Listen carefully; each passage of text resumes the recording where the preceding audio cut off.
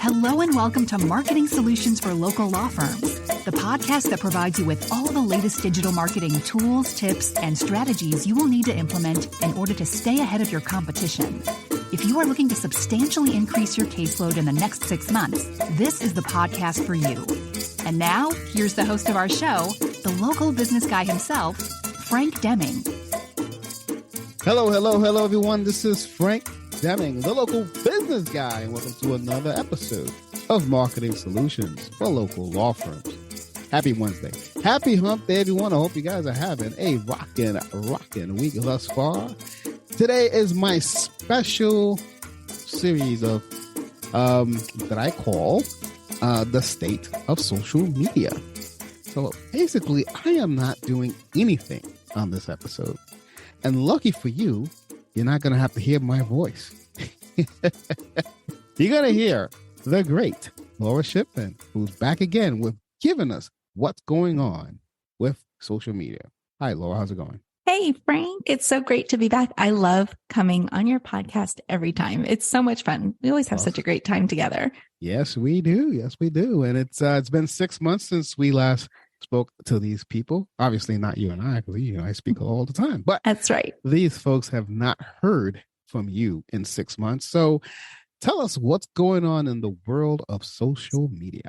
Well, there is always stuff going on in social media, and I am always trying to uncover like the next new thing that we can do to make sure that content is seen by our target audiences. So I play around with a whole bunch of different content types to see what works, what sticks, what people really like. And I've got a couple of things. I know sometimes we've talked about these things before, but I think sometimes when we've talked about it before, maybe it was just up and coming. And I've been able to see that these concepts are really what is driving social media and the content and being seen by target audiences. So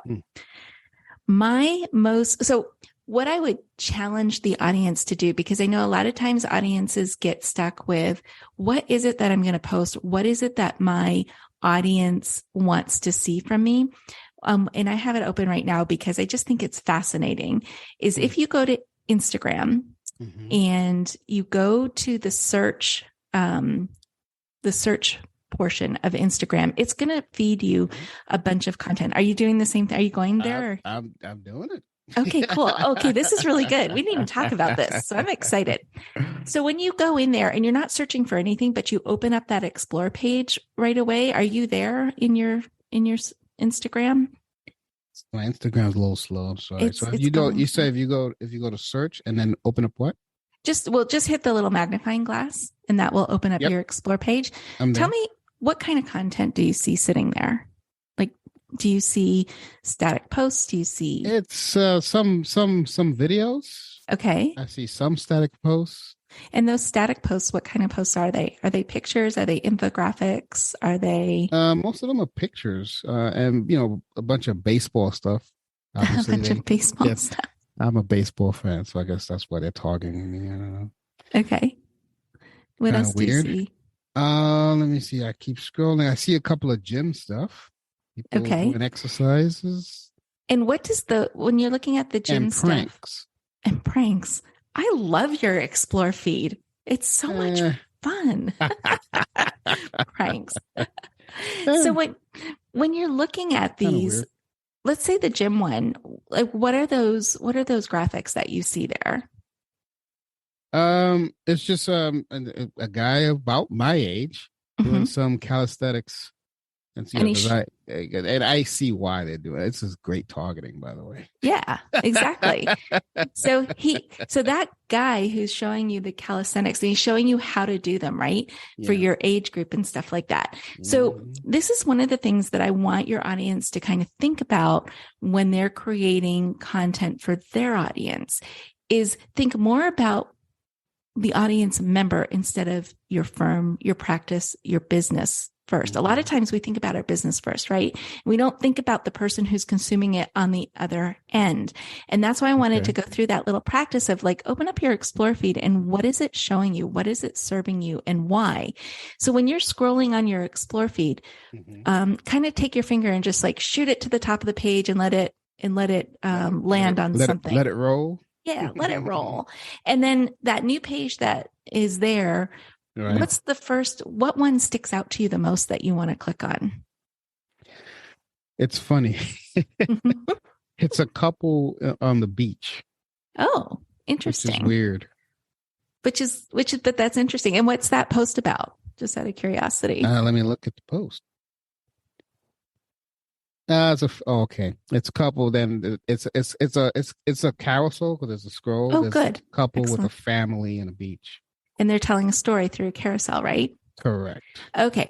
So for the audience, which is kind of weird, but that's good though. But it caught your attention for a reason, and I'm interested to hear that it was a carousel post. And so for the audience that's listening, a carousel post is a series of slides in Instagram. You can do it on LinkedIn and you can do it on Facebook, and each slide tells a story. So it's going to take you through, and it's a storytelling technique.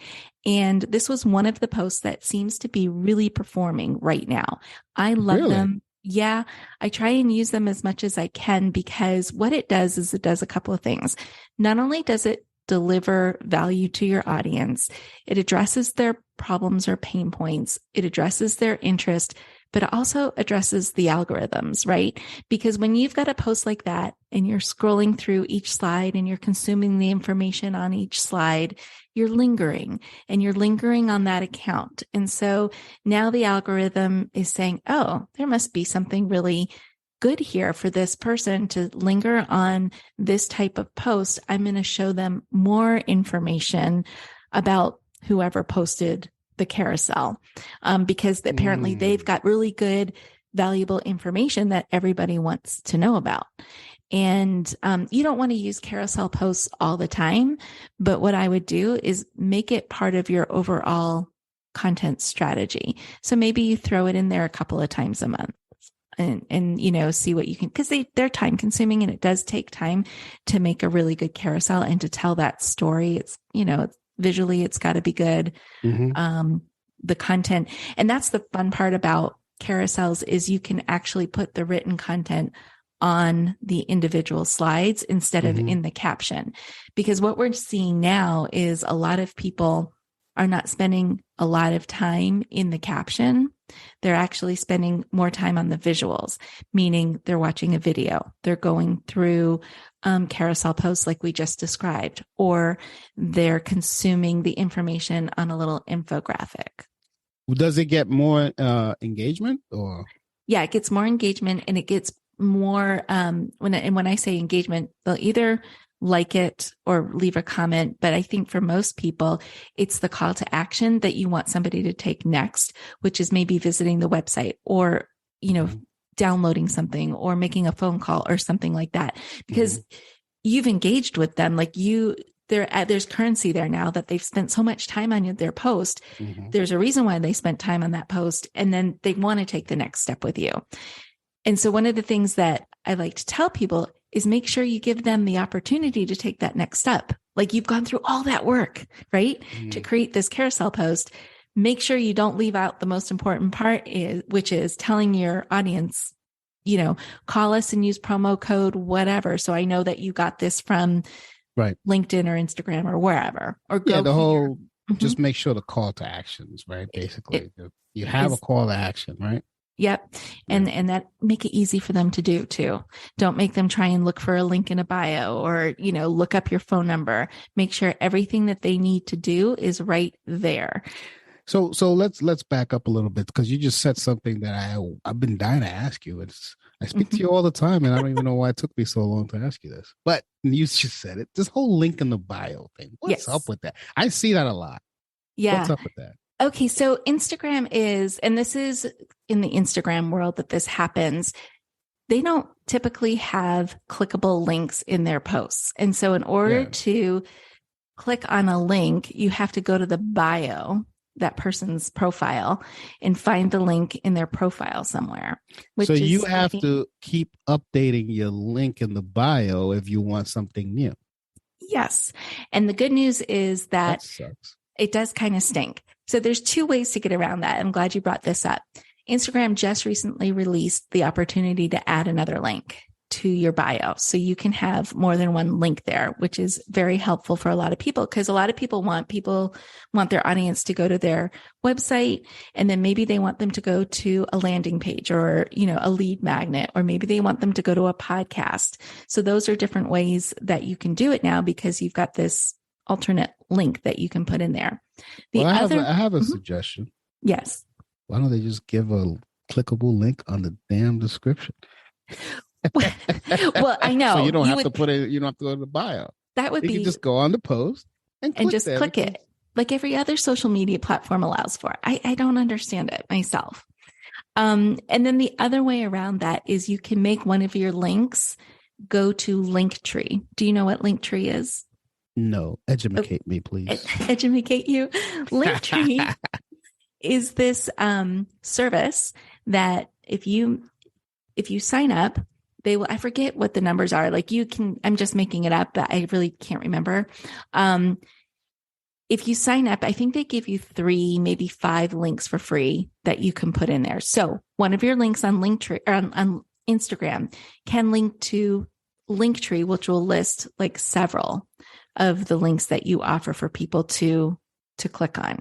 And if you do the paid version, you can do more than what the free version allows for. I just can't remember what the free version is. I don't know if it's like 3 links or 5 links. I forget. Mm-hmm. So, and the thing that I love about Linktree, what they do is when you click on that, you can brand it to your business. So it's all cohesive and it looks like you, and it just gives different options of where you can click. Does that make sense? Am I explaining that? I gotta check that out. So technically I can have a link tree, let's say with one link to my website and then another link to say my podcast website. Mm-hmm. Okay. Yep.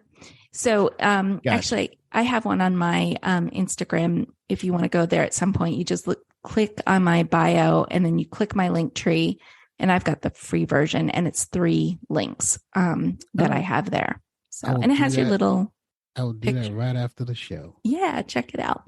So that's why they say link in bio, because you can't have a clickable link on Instagram.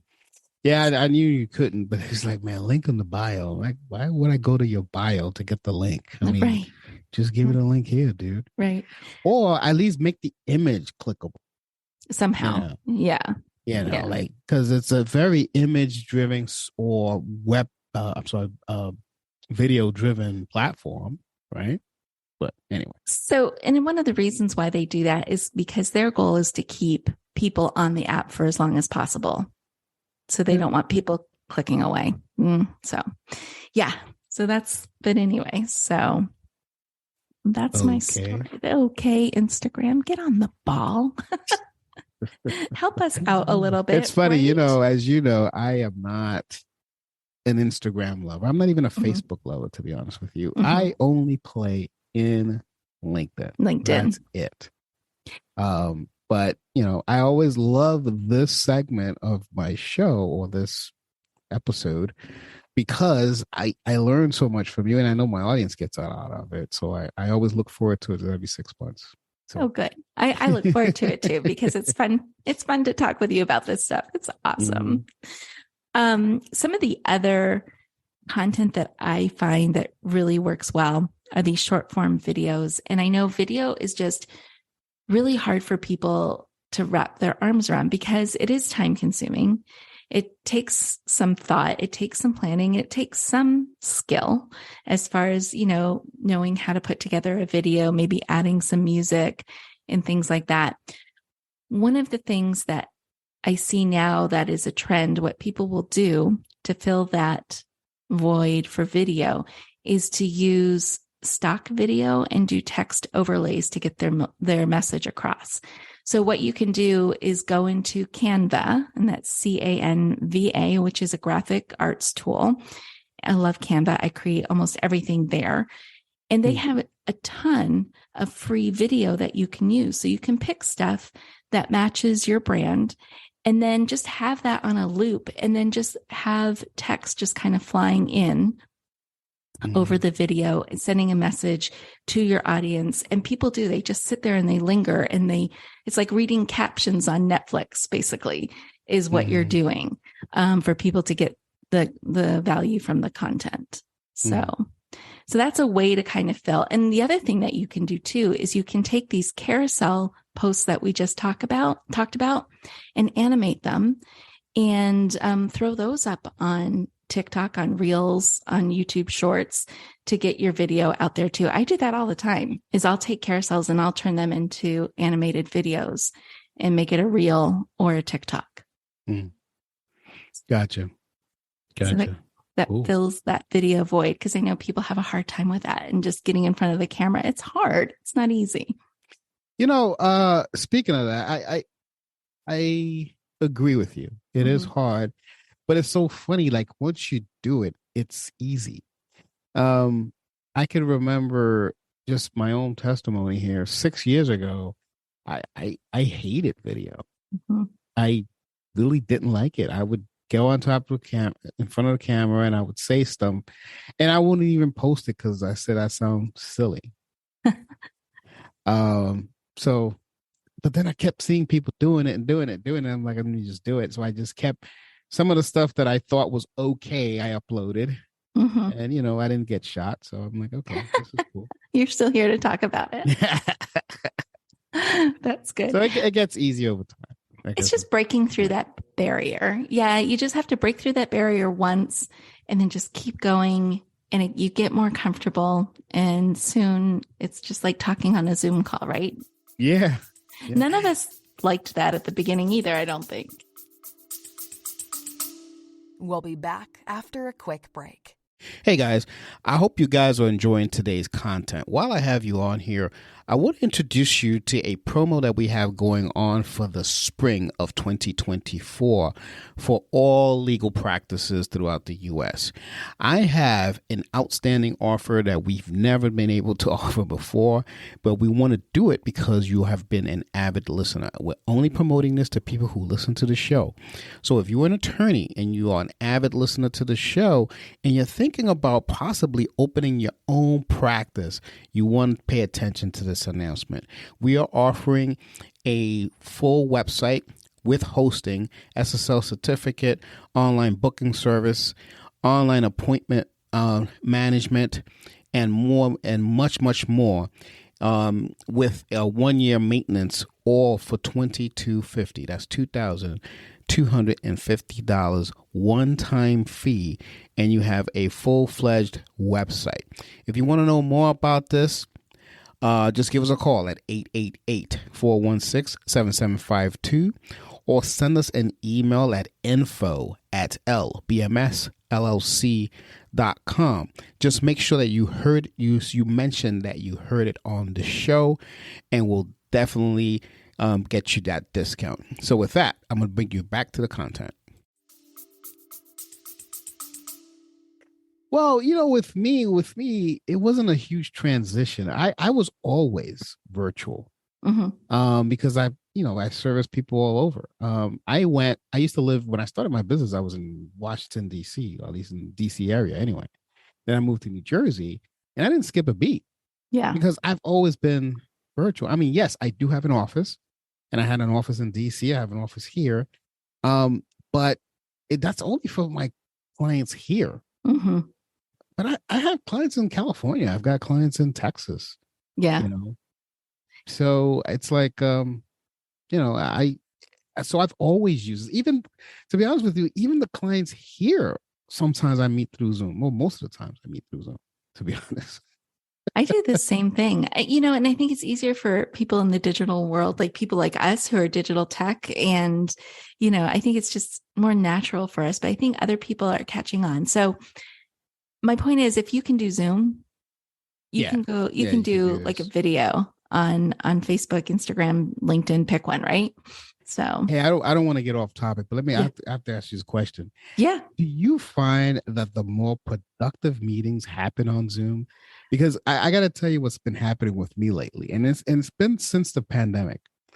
When they say, "Oh, let's meet for lunch," it Mhm. becomes a lunch meeting that we talk nothing about their results. And Mhm. I'll ask the questions. I'll say, "Hey, how's it going with the calls are going fine anyway." And then we was just talking about their summer or their winter or they went skiing. And hey, would you like? We can have a liquid lunch, right? Yeah, we can. And then we'll start drinking, and we got zero business done. Yeah. Yeah. But when we on Zoom, we go in, we show the reports, bam, bam, bam, half hour done. It's Yeah. the most fun. It's the funniest thing. Does this happen to you as well? It happens to me too. You kind of like get in, get out, do your thing. Yeah. It just makes the whole workday more productive. It's funny. But anyway, I digress. No worries. So when I was thinking about talking with you today, I always think about like, what are the posts that I'm seeing people using and they're getting traction and they're savable, things like that. I love a good infographic. And when I say infographic, I don't want you to think of those really tall pieces of content that used to be really popular on Pinterest. You know which ones I'm talking about? They can be really complex.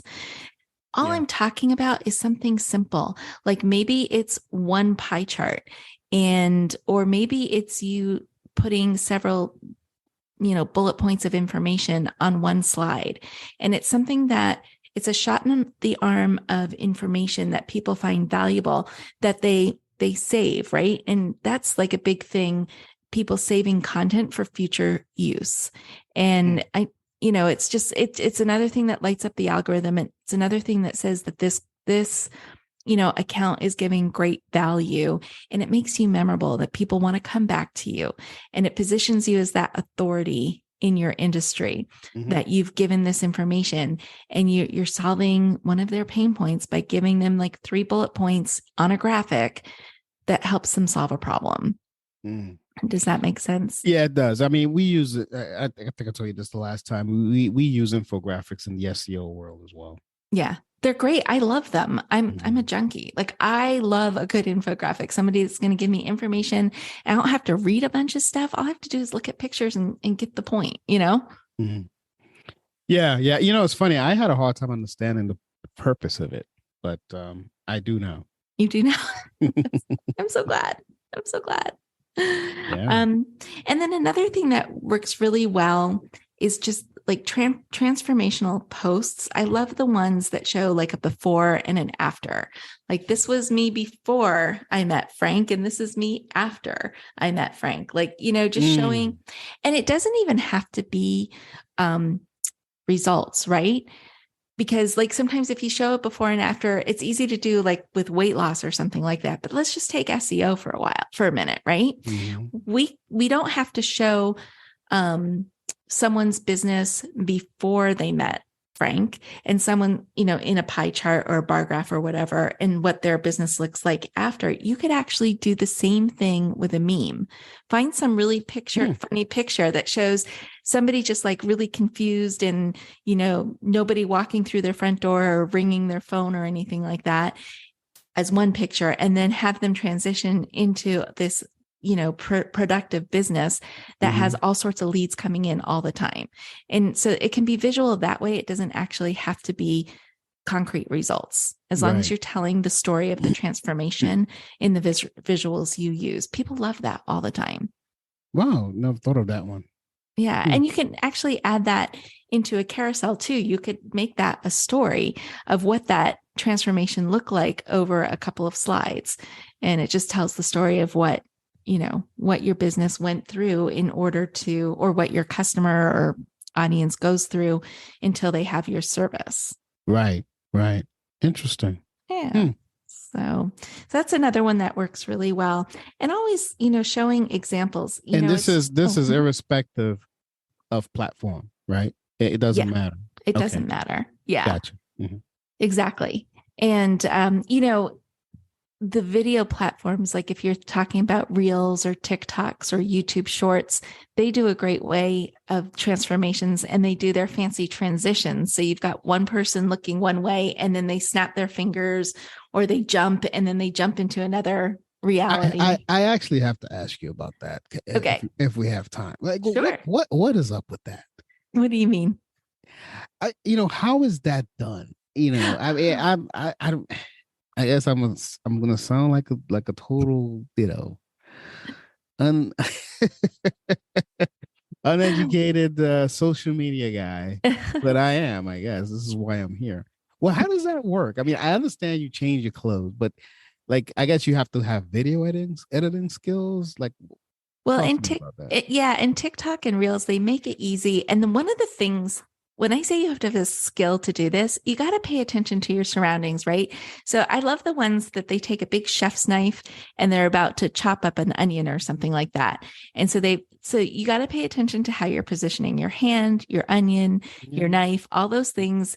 And you take the video and you put the knife there, and then you stop. And then you do all your little chopping, and then you make sure your hand is in the same exact position. And like all of a sudden you've got chopped onions.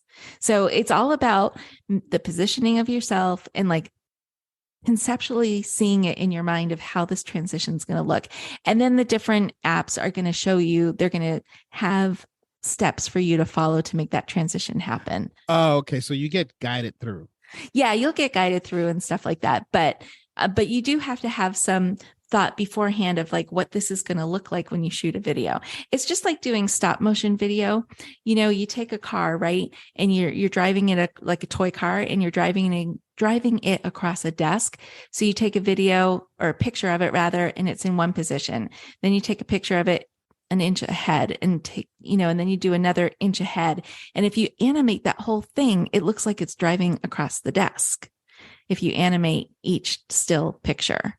And it's kind of the same thing. So you know what I'm saying? Yeah, no, I understand. Yeah. It's just kind of funny because I remember seeing this video. It was a TikTok actually, which I got to ask you about. Don't make me forget. Okay. Of a lady that it was like she gets this call, and I don't know who was on the other line, but she was like, "Oh my God, I thought it was at 5:00. Oh, it's now at 3. Oh my God. Oh, I'm running so late." Then she was like in gym clothes. Yeah. And then like she jumps, and when she comes down, she's like fully dressed. She's got her shoes on, hair, makeup on, everything. All right, time to go. And it was like, I mean, I understand, editing and all that, but Jesus, I mean, in between that took a long time. It did take a long time. She had to get dressed. Yeah, she had a baseball cap on, a ponytail. She was in gym clothes, and then she jumps and bam. Like, and then she goes, "Oh, time to go." And it seemed like it was like the same time of day because like the position of the sun. Because I pay attention to that stuff. I'm like, okay, this is have like the nighttime. Now, did she go the next day and then shot the second side? I don't. She could. Cool. But and that's why people get intimidated by doing short form video on Reels and TikTok and YouTube, because they think they have to be these master editors. And it takes a lot of time to actually think up the scenario and then execute it, right? Yeah. But it doesn't have to be that difficult. Like, use stock video, use text overlay, use a voice overlay, on your video. So maybe they just hear you in the background explaining some video or explaining the text that's coming across the screen. Yeah, I do voice overlay when I do a lot of demonstrations. It's just me going through a PowerPoint slide. Mm-hmm. I feel a lot more comfortable with that, but there's sometimes I do the talking head as well. Yeah. And that's all you have to do with a reel. And it doesn't, or a TikTok, it doesn't have to be, a fancy dance move in this transition where you're, in sweats one moment and then you're in a black tie suit, tuxedo the next, so it could be, you don't have to make it that complicated. Just get out there. Get out there and do it. Yeah. That's right. That's, half the battle is starting. Yeah, that's right. And then staying consistent is the other half. And then maybe the third half is coming up with the ideas all the time. But you know what? you made a good point there. I think, yes, getting started is important, but the most important thing, to be honest with you, is staying consistent. Mhm. Since I've been consistent on LinkedIn, it I don't know, it does something to the algorithm, I guess, Mhm. because all of a sudden I'm getting so many searches, so many, likes, so many shares and all that. Whereas 2 years ago, when I just started being really active, it felt as if I was just wasting my time. Yeah. Yeah. And if you're sporadic like that, and that's the thing about social media, I think a lot of people have to understand is it's a longer runway, right? Oh, And yeah. you're really there just building brand awareness and, building that reputation and that trust, all of those things. And the only way you're going to build that stuff is through consistency. Yeah. It's You know, definitely a slow burn.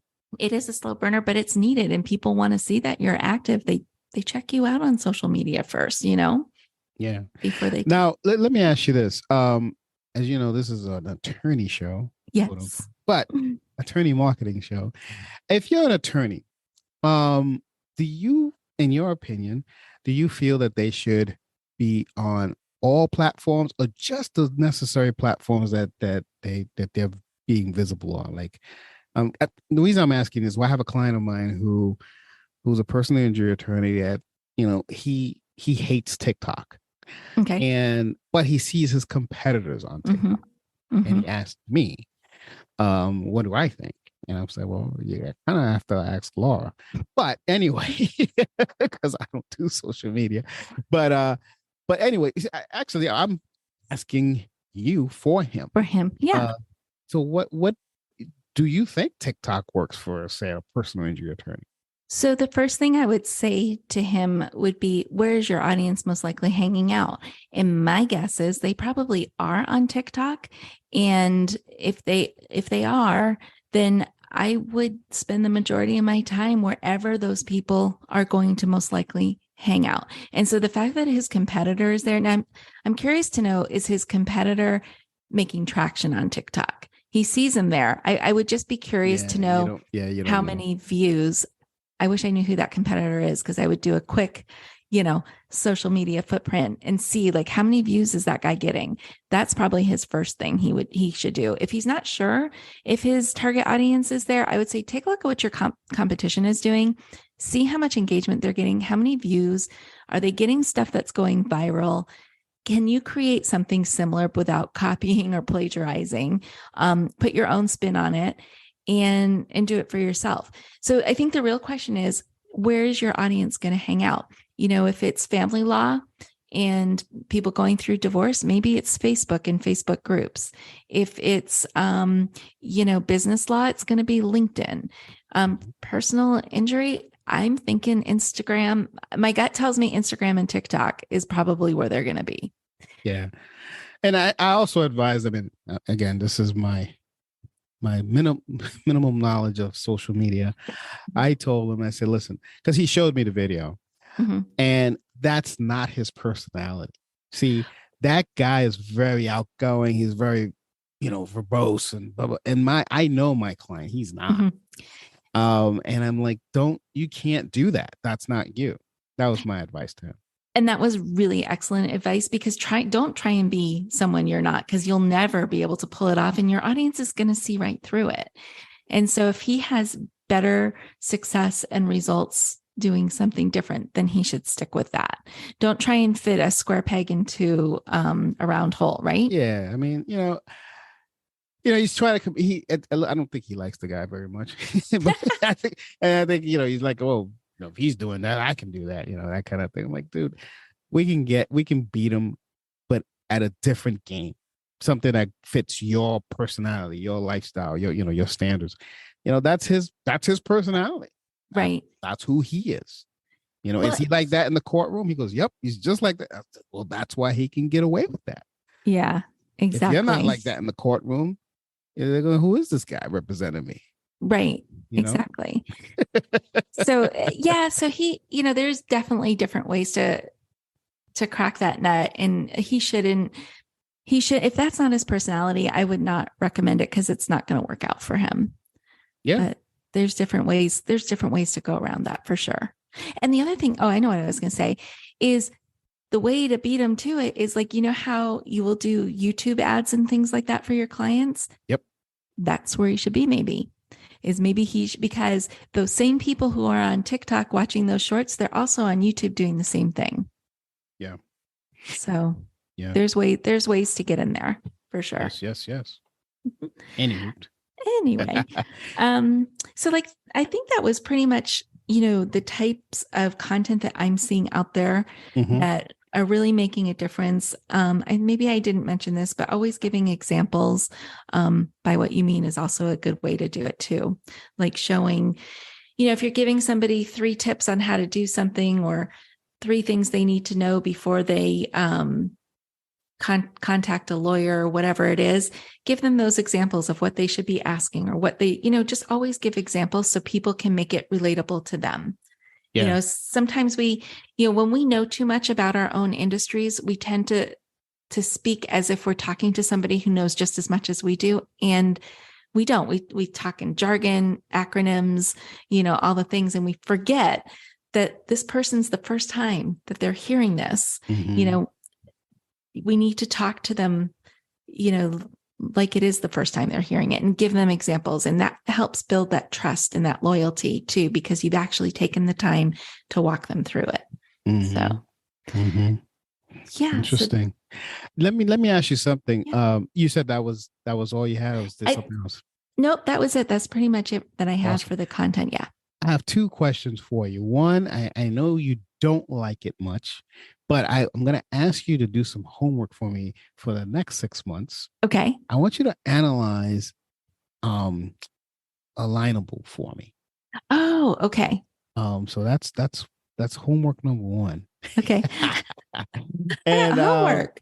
Yeah, I'm giving you homework there, Laura.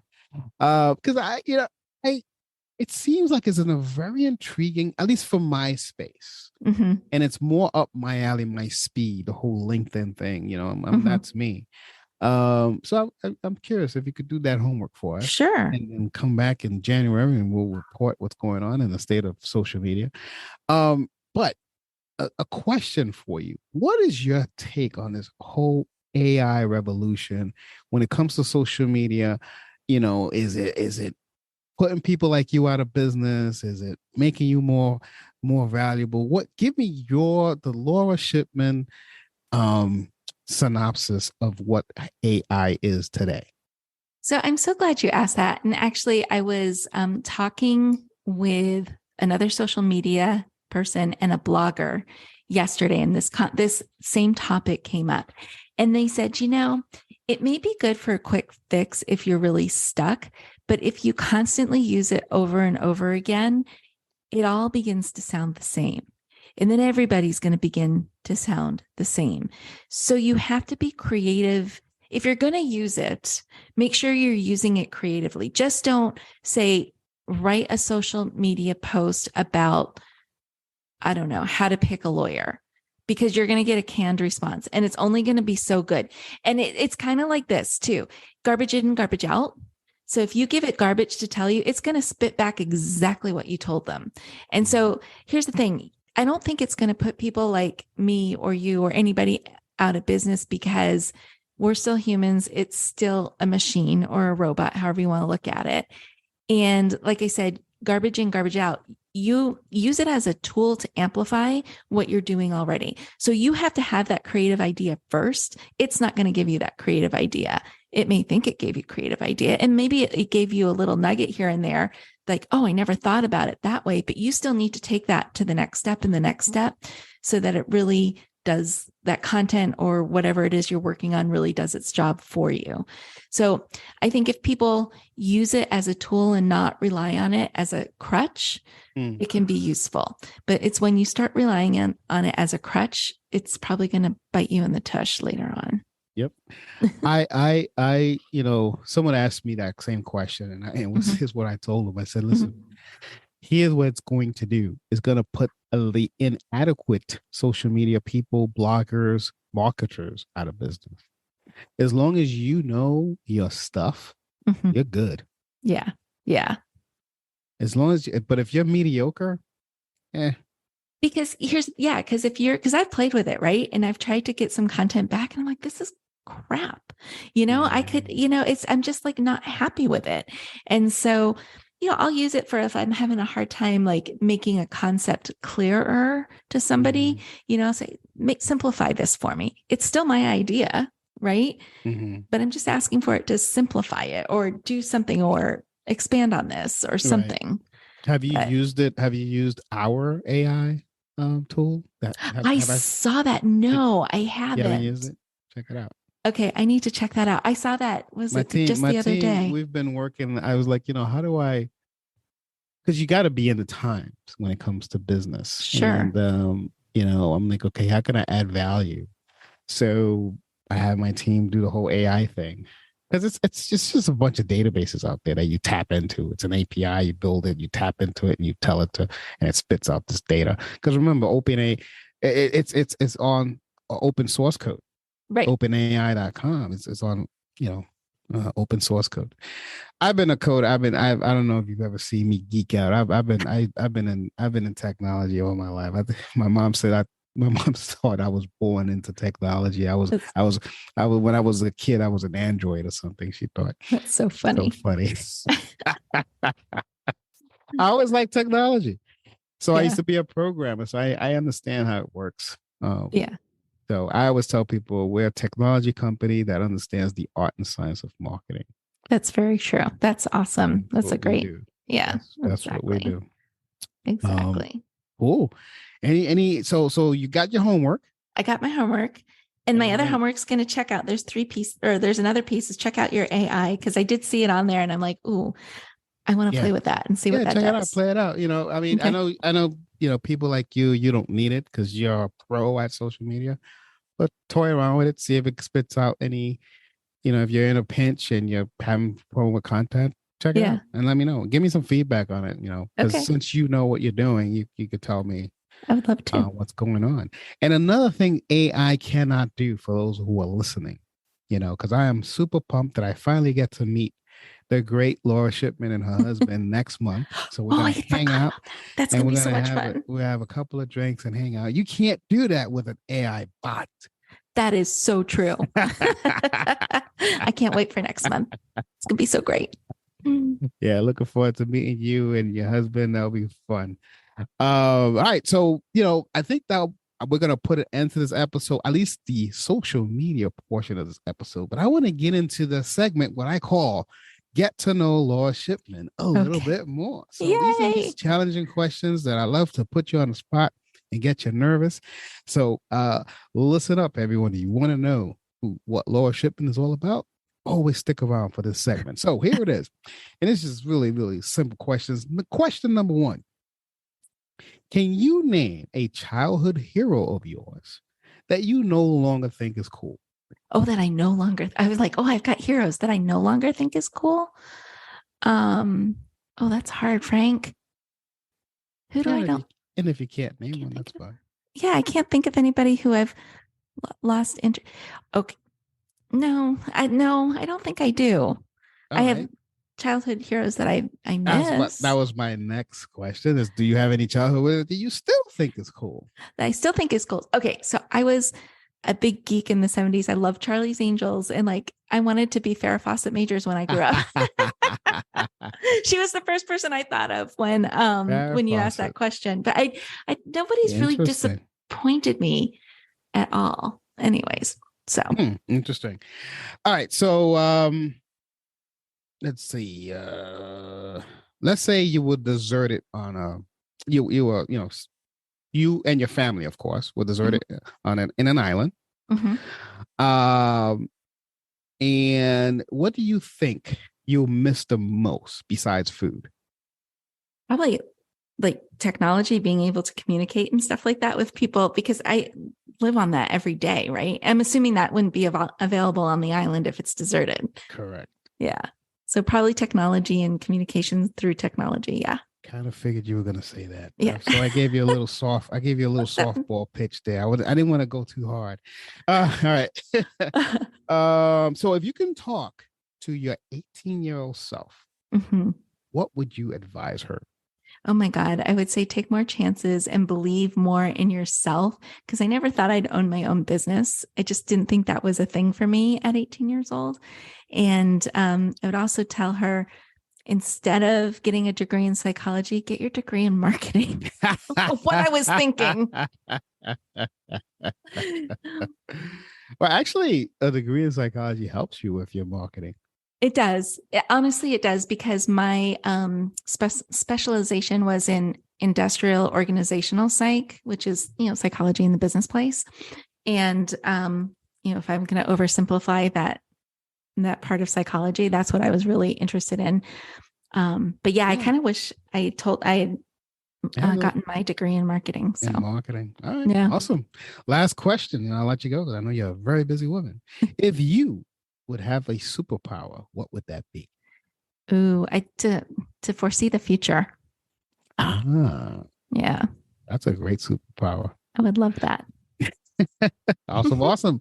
So stay tuned, folks. For 6 months from now, we're going to get into the mindset of Laura Shipman some more, and more importantly, understand what's coming up in the world of social media. So with that, I'm going to put an end to this episode. I will see you guys next week. You guys will hang out with Laura 6 months, get to hang out with her in a month. So without further ado, this has been Frank Deming, the local business guy. You've just been blessed by the great Laura Shipman. Take care until next week. Peace out.